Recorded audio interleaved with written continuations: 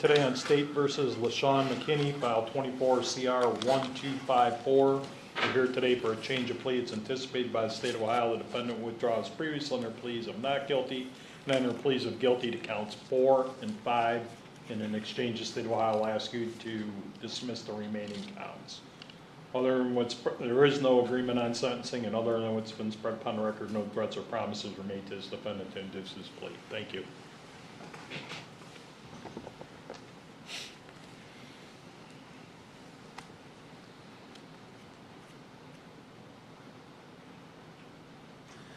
Ms. Smith, does that sound accurate? Yes, Your Honor. My understanding of the agreement is consistent with that which was outlined by the state. I do believe at this time Mr. McKinney does intend to withdraw his previously entered plea of not guilty and enter a plea of guilty to counts 4 and 5 of the indictment. And I believe he will be doing so in a knowing, intelligent, and voluntary manner. Thank you.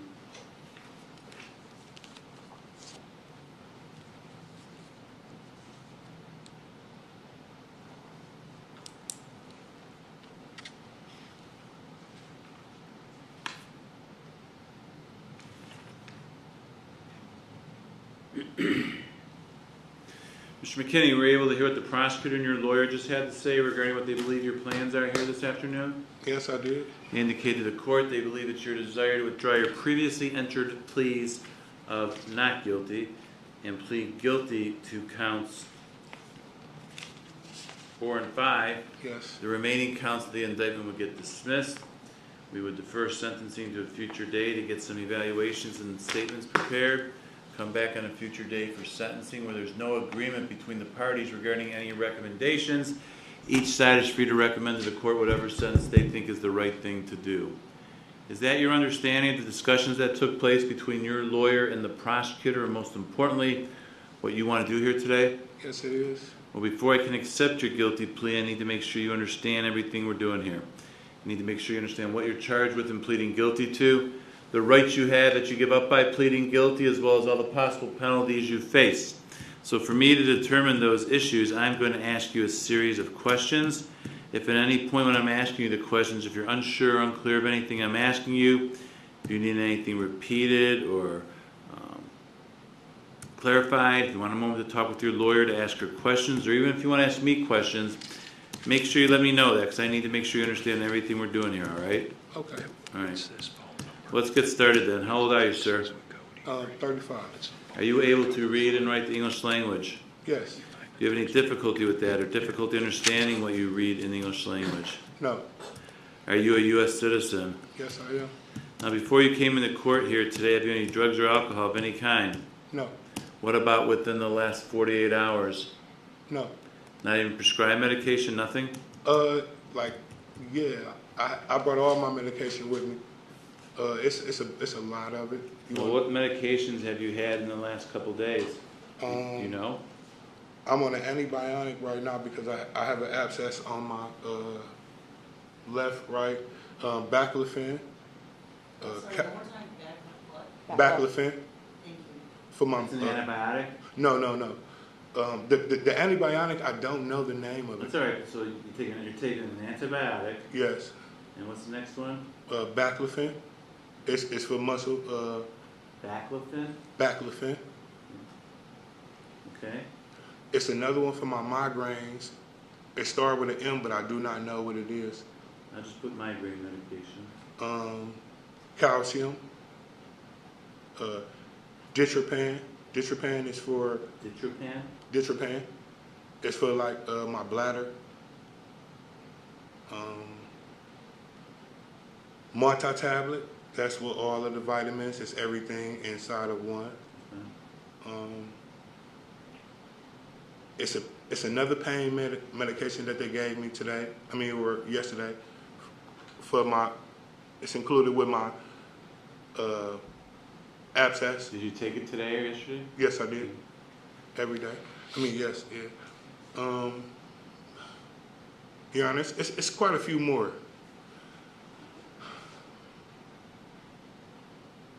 So far I wrote there's an antibiotic, baclofen, migraine medication, ditropan, calcium, a multivitamin, and pain medication. Yes. Ibuprofen too, 600s.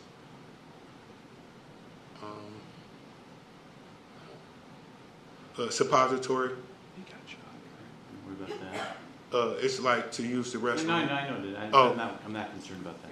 Oh, okay. It's another one to use the restroom. Okay, I can't think of the name of it. that's all right.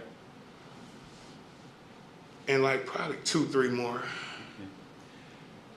Do any of these medications that you've taken in the last 48 hours, do any of them affect your ability to understand or appreciate where you are, what's going on around you, anything like that? No, So none of these medications negatively impact you in any way which make it difficult for you to appreciate your surroundings? no. All right.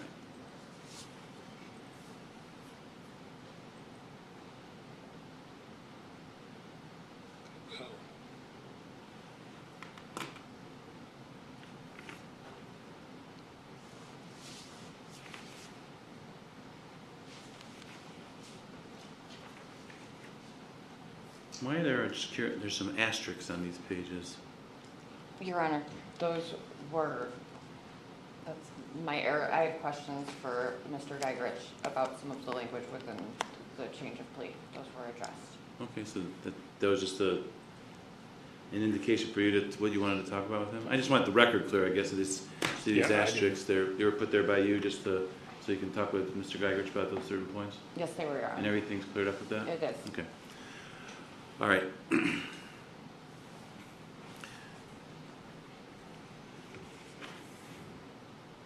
I just want to have some explanation on the record for what they are. So you should have received a copy of the indictment in this case. Looks like you got it sometime in the middle of June or so. June, yes, That's the document that sets forth the charges. You remember Yes. getting that? yes, You had a chance to look that over? yes, Now, in that indictment, you're charged with 5 counts. You're pleading guilty to 2 of them. First count that you're pleading guilty to is count 4, and what's alleged here and what you're admitting to is on or between April 20th, 2024 and April 21st of 2024 in Mentor Lake County, Ohio, that you did knowingly by any means administer or furnish to another or induce or cause another to use a controlled substance, that being fentanyl and methamphetamine, and thereby cause serious physical harm to the other person or cause the other person to become drug dependent. This conduct constitutes the offense of corrupting another with drugs. It's a felony of the 2nd degree. Do you understand what you're charged with and pleading guilty to in regards to count 4? yes. Any questions about it?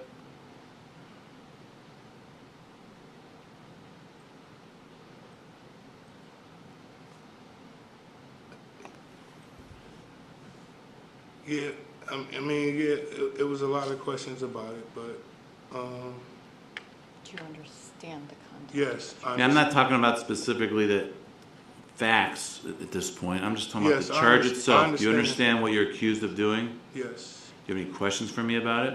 no, Now, in count 5, what's alleged here is on or about October 4th, 2024 in Willoughby Hills, Lake County, Ohio, that you did knowingly sell or offer to sell Suboxone or some compound mixture, preparation, or substance containing Suboxone. It's a Schedule III controlled substance. The amount involved did not equal or exceed the bulk amount, which makes the offense trafficking in drugs a felony of the 5th degree. Do you understand what you're charged with and pleading guilty to in regards to count 5? yes, I do, Any questions about that charge? no, Now, there are 3 other counts of the indictment. Those are all being dismissed pursuant to the agreement. Is that your understanding? yes, Any questions about those 3 charges?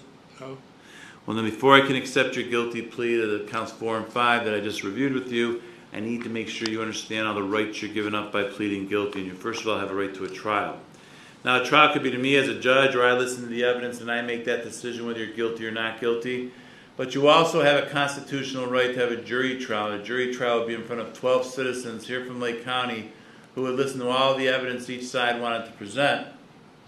The jurors would consider and weigh all that evidence, then those jurors would make that ultimate decision. And that ultimate decision reached by the jurors would have to be a unanimous decision, which means all 12 jurors would have to agree together, one way or another, whether you're guilty or not guilty of each separate charge. You understand that? yes, You understand by pleading guilty you're giving up your right to have a trial in this case? yes, Now, if we had a trial, the prosecutor here would be representing the state of Ohio, and he would have what we refer to as the burden of proof. with him having the burden of proof, what that actually means is that it is his job, or he bears the responsibility or the obligation of proving you guilty before you could ever be found guilty or presumed innocent of these charges, and that presumption of innocence sticks with you and remains with you until the state, if at all, is ever able at a trial to overcome that presumption and prove you guilty. Do you understand that? Yes, I do. Now, when I speak of this burden of proof, since this is a criminal case, that burden is what we refer to as proof beyond a reasonable doubt. That's the highest burden of proof there is in our justice system. What it means, it's the amount of the evidence and the quality of that evidence the state has to present at a trial to prove you guilty. So in this case, the state has to present evidence to prove beyond a reasonable doubt all the elements of each offense before you can be found guilty at a trial. Do you understand that? Yes. You understand by pleading guilty, you're giving up your right to make the state prove you guilty beyond a reasonable doubt? Yes. Now, in order to do that, or at least in order to try to do that, prosecutors are going to bring witnesses into the courtroom to testify for the state by answering questions from the prosecutor. Once those witnesses answer the prosecutor's questions, then your lawyer would have the right on your behalf to ask those same persons questions. That is called cross-examination. She can ask them anything she wanted to within certain rules. Do you understand that? Yes. You understand by pleading guilty, you're giving up your right to cross-examine or confront those witnesses that would come in here and testify against you? Yes. Now, you'd also have the right at a trial. You can call your own witnesses to come to court to testify for you if you wanted to and answer your lawyer's questions. Now, you're not required to do that. You don't have to do that, but you have a right to do that if you want to. Do you understand that? Yes. And you further can request the court issue an order. We call that order a subpoena. What a subpoena would actually do is it would force or make someone come to court and testify for you and answer your lawyer's questions if they were not willing to come in voluntarily on their own. Do you understand that? Yes, I do. Do you realize you're giving up that right? Yes. Now, you also have the right at a trial. You could choose to testify on your own behalf if you wanted to, but you do have a constitutional right not to testify if you don't want to. That's a decision or a choice that you would have to make. Do you understand that? Yes, I do. And since that's your choice, what that really means then is that nobody else could force you or make you, nobody could compel you to testify against yourself at a trial if you didn't want to. I can't make you testify. But more importantly, the prosecutor is not allowed to call you as a witness and make you get up on the stand and answer questions and testify. Your own lawyer can't make you testify if you didn't want to. Do you understand that? Yes, I do. Further understand that if we did go to trial and you were found guilty, you'd have the right to appeal or challenge that guilty finding to a higher court, a court that sits above me and reviews my decisions. By pleading guilty here today, you're giving up or waiving any right you have to appeal a guilty finding. This court will enter if your plea is accepted, as well as any other issues you could have raised or brought to my attention up to this time. Do you understand that? Yes, I do.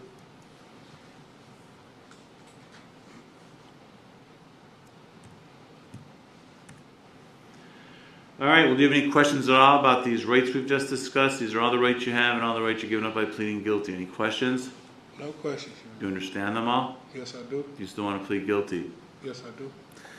Now, do you understand a guilty plea is a complete admission of guilt, so it means you're admitting to the facts that are being alleged. We're not going to argue later you didn't do this or it's someone else's fault or anything like that. Do you understand that? Yes. Further, as a result of pleading guilty, the effect of that plea is that you'll be found guilty by the court, and then you will subsequently, on a future day, be sentenced by the court. Do you understand that? Yes, I do.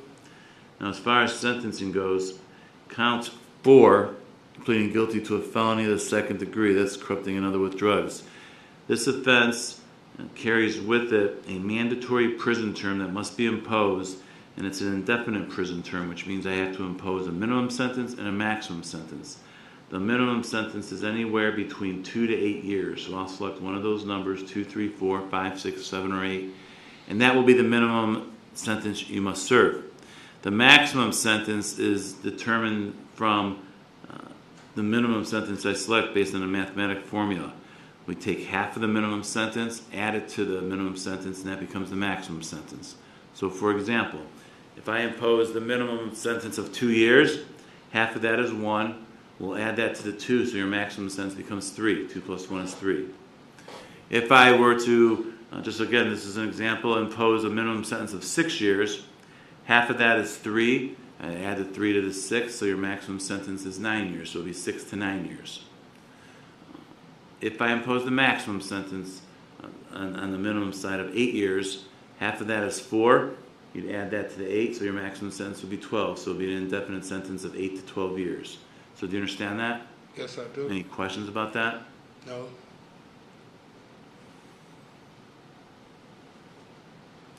Now, count 5 is a felony of the 5th degree. It's punishable by a possible term in prison of a minimum of 6 months, a maximum of 12 months, or any whole number in that range of 6 to 12. Do you understand that? Yes, I do. Now, since we have 2 separate charges here, I'm going to impose a prison sentence on each count, and then I have the discretion as the judge to run those prison terms concurrent or consecutive to each other. Concurrent means together. You serve the prison terms at the same time. Consecutive means one after the other. You serve the prison term on count 5 first, finish that, then you serve the indefinite prison term on count 4. Do you understand the difference there? Yes, Well, not I the do. difference, but do you understand the difference between I concurrent and understand the consecutive? difference, So in this case, if I impose the maximum sentence on each count and ran them consecutive, you're looking at a maximum prison term of a indefinite term of a minimum of 9 years, maximum of 13 years. Do you understand that? Yes, I do. Now, are you currently on probation or post-release control to any of the courts or agencies? No. So you weren't put on PRC when you just got out? No. Okay. Do you have any other charges pending against you anywhere? No. If a prison sentence is imposed upon your release from prison, you will be placed on what's called post-release control. It's in PRC, sometimes called parole. It's a period of supervision you will be on after you complete the prison sentence. And for this particular case, because of the corrupting charge in count 4, it's mandatory for at least 18 months, and it could be up to 3 years of supervision. You understand that? Yes, I do. And when on post-release control, if you were to violate any of the conditions of your supervision, the parole authority can return you to prison as punishment for violating their rules for another 9 months for each violation you commit, up to an overall maximum of 50% or half of whatever the prison term was imposed by this court. Do you understand that? Yes, I do.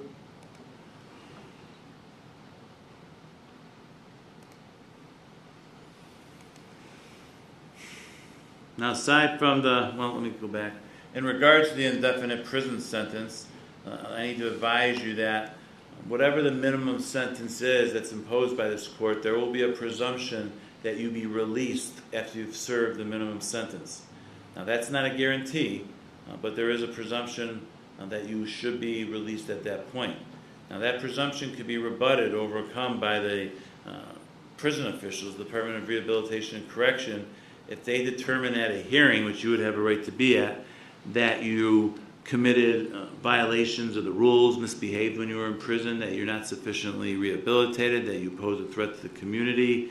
If they make any findings like that, they don't have to release you then. They can keep you in. They will then select a new date for you to be released, and there will be a presumption that you'll be released on that new date. Though again, they can go through that same procedure. If they feel that you haven't been sufficiently rehabilitated or you're still committing violations of their rules, they can keep you in again longer.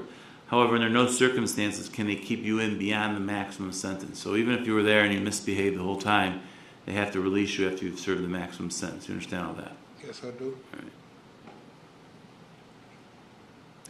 Now, aside from the mandatory prison sentence that I just mentioned, there are other sanctions that can be imposed. You could be fined in this case. Count 4 requires a mandatory fine of at least $7,500 be imposed, and you could be fined up to $15,000. Count 5 does not require a mandatory fine, but I could fine you up to $2,500. So altogether, there'll be a fine of at least $7,500 imposed, and I could fine you up to $17,500. Do you understand that? Yes, I do. You could also be ordered to pay court costs or reimburse the county for any cost of confinement, community supervision, or treatment if any of that were applicable in this case. Do you understand that? Yes, I do. I could also suspend your driver's license for up to 5 years if I felt that was appropriate. Do you understand that? Yes, I do.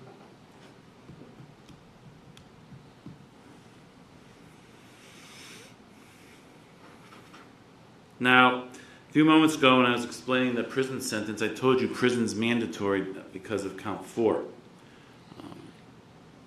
So that means you will not be eligible for community control sanctions. Do you understand that? A prison term will be imposed.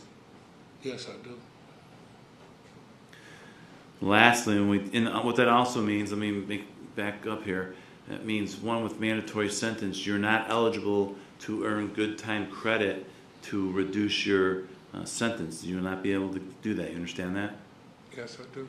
And also, you are not eligible for judicial release while you are serving any mandatory portion of the prison sentence. Now, if the two counts were to be served consecutive to each other, count 5 is not mandatory. So you would be eligible to earn credit during that time and be eligible for judicial release during that time, if that was the case, right?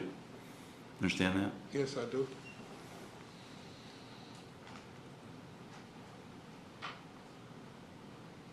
Now, when we proceed to sentencing, you're going to have the right at that time to say anything you want, anything you'd like me to know or consider. Your lawyer could speak on your behalf. She can recommend the sentence to the court. The prosecutor can also recommend the sentence to the court. Do you understand that? Yes, I do. Do you understand that whatever the lawyers say at the time of sentencing regarding what they think the sentence should be, it is just what I said. It's a recommendation, and I don't have to follow that if I don't think that's the right thing to do. Do you understand that? Yes. All right, well, do you have any questions at all about the potential penalties you face by pleading guilty? No. You understand all the possible consequences? Yes, I do. Do you still want to plead guilty? Yes, I do. Have you had enough time to discuss this case with your lawyer and have her go over the reports with you, discuss the issues, answer whatever questions you may have? Yes. Right? Are you satisfied with the advice and counsel of your lawyer? Yes. Has she or has anyone made any promises to you about what's going to happen at sentencing, which is inducing you to plead guilty? No. Have you been threatened or coerced in any way to plead guilty? No. Are you entering your guilty plea freely and voluntarily? Yes. All right, then, Mr. McKinney, do you have any questions for me at this time regarding anything we've talked about? The rights you're giving up, penalty you face, what you're pleading guilty to? Any questions at all? No. Do you need any more time to talk with your lawyer before we go forward with your change of plea? Do we? No. All right, then, what's going to happen at this point? The prosecutor is going to explain for me what he believes the facts would show if we had a trial. I want you to listen to him because then I got some questions for you about that, all right? Okay. Mr. Geigerich. Thank you, Your Honor. The evidence would show that on April 21st, 2024, Mentor Police Department was dispatched to 7677 Reynolds Road, room 139 in the city of Mentor, Lake County, Ohio. That's a suburban inn and suites. They were there to do a welfare check on an individual, the victim in this matter, Matthew Mulhern. His father indicated he hasn't heard from him for a couple of days, and his son had advised him that he had relapsed. Mentor police made entry into the room and found the victim dead in the dining room at the table. Multiple bundles of suspected narcotics recovered from the room, along with paraphernalia. Mentor Fire in the Lake County Coroner's Office responded. The Coroner's Office ultimately took possession of the body for a blood draw. The case was assigned to Detective Butler for a follow-up, and he was examined the victim's phone. He identified a text chain with an individual by the name of Cody and a phone number of 440-474-5147. Between March 26th in 2024 and April 20th, 2004, there were 9 drug transactions conducted between Cody and the victim. The transactions were for girl, boy, and meth, meaning heroin, cocaine, and methamphetamine. These transactions ended on April 20th. Detective Butler investigated the phone number. Along with examining the phone, he found a contact for another individual whose texts between the victim indicate that he knows Cody. Detective Butler interviewed that individual. They described Cody as in a wheelchair. He doesn't know his real name. He lives in Pine Ridge and uses the service area drive, and confirmed the phone number of Cody. That was still a good number. Detective Butler contacted the Willoughby Hills Police Department to conduct surveillance of the Pine Ridge Apartments. And he observes a suspected drug transaction where it occurred. Willoughby Hills pulled over a suspected buyer who becomes a confidential informant for the Mentor Police Department. Detective Butler also pulled video of the service area of the Pine Ridge Apartments. He sees a male in a wheelchair exit the apartments at the time of the deal. Detective Butler then uses the CI to set up a buy with Cody on October 4th, 2024 at Pine Ridge for Suboxone strips. The defendant was arrested when he appeared for the deal. The cell phone was recovered from the defendant, and it was found to be the 440-674-5147 number. And the defendant was ID'd as the defendant. The defendant was interviewed. He admitted that the cell phone was his, and Suboxone strips were recovered from his waistband. The toxicology screen from the coroner's office was done through Access Laboratory. Detected 4-AMPP, fentanyl, norfentanyl, and methamphetamine. The Lake County coroner reviewed the tox report and determined the cause of death to be acute intoxication by fentanyl and methamphetamine. It should be noted there was no other plug or dealer found on the defendant's phone. Meth, cocaine, and fentanyl On the was recovered defendant's from phone? the... What's that? On the defendant's On the phone? victim's phone, I'm sorry, Your Honor. And meth, cocaine, and fentanyl were recovered from the hotel room. Thank you. So, Mr. McKinney, were you able to hear those facts that the prosecutor just laid out for the court in regards to what he believes the evidence would show if we had a trial? Yes, I do. What, if anything, do you have to say about those facts as he presented them? Are they true? Did you do what he said?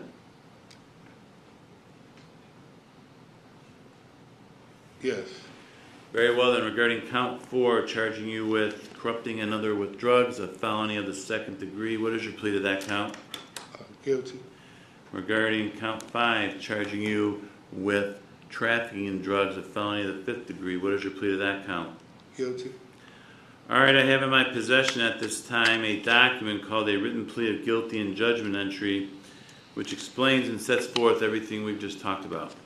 Before I can accept your plea, I need to make sure you understand this document, that you sign it here in court. My understanding is before I came out here, you had a chance to go over this with your lawyer. Is that correct? Yes, I did. Ms. Smith, is that accurate? Did you review this with Mr. McKinney, read it over with him, answer his questions? That is correct. I did, Your Honor, I did all of the above. Did he indicate an understanding of it to you when you did that? He did. Is that correct, Mr. McKinney? Yes, it is. So you understand what the document says? Yes. Now, it also looks like you signed this document. Did you in fact sign it in a couple spots? Yes.